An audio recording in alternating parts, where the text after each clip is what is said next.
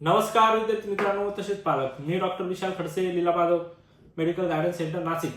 विद्यार्थी मित्रांनो, तुम्ही जर आपला व्हिडिओ जर फर्स्ट टाइम किंवा पहिल्यांदा जर बघत असाल तर चॅनलला नक्कीच सबस्क्राईब करून ठेवा, जेणेकरून जी काही महत्त्वपूर्ण अपडेट असेल ही तुमच्यापर्यंत पोहोचेल. ओके, आता हा व्हिडिओ त्या विद्यार्थ्यांसाठी आहे ज्या विद्यार्थ्यांना 144 144 स्कोर आहे. SC, ST, OBC, NTC, NTB, EWS open other category कोणती असो, पण महाराष्ट्रामध्ये तुमचं बजेटही आहे आणि महाराष्ट्रामध्ये तुम्हाला ऍडमिशन करायचं आहे, पण महाराष्ट्रामध्ये ऍडमिशन होत नाही किंवा महाराष्ट्रामध्ये खर्च खूप जास्त लागतोय, बरोबर आहे. तर मग पर्याय काय आहे?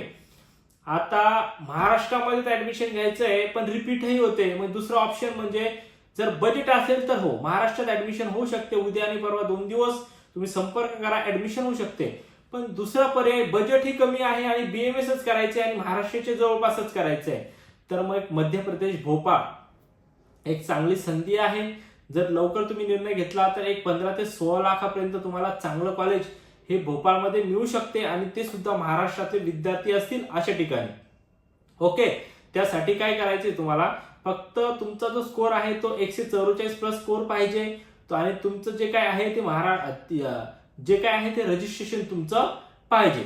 किंवा ज्या विद्यार्थ्यांनी रजिस्ट्रेशन सुद्धा एमपीचं केले नसेल तर परत रजिस्ट्रेशन आता चालू झालेले आहेत. आपण रजिस्ट्रेशन करून पूर्ण ऍडमिशनची जी काही प्रवेश प्रक्रिया आहे ती सर्व पूर्ण करून ऍडमिशन कसं होईल, कशा पद्धतीने होईल याच्यावर फोकस करून आणि ऑन फिजिकल ऍडमिशन कमीत कमी खर्चामध्ये प्लस त्याच्यामध्ये तुम्हाला इन्स्टॉलमेंट कसे देतील, कॉलेज कडून कसं करता येईल त्या पद्धतीने आपण सर्व ऍडमिशन करू.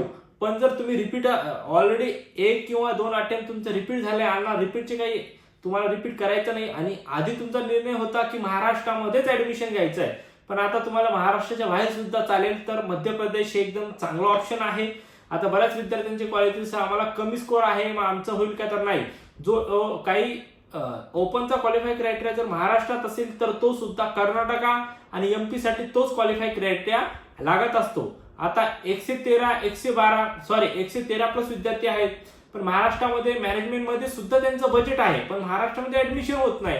मग दुसरं राज्य कोणतं, तर दुसऱ्या राज्यामध्ये सुद्धा ऍडमिशन होऊ शकतं कमीत कमी खर्चामध्ये. तर ह्या 113 प्लस वाले जे विद्यार्थी आहेत तर अशा विद्यार्थ्यांसाठी आपण उद्या व्हिडिओ बनवणारच आहोत.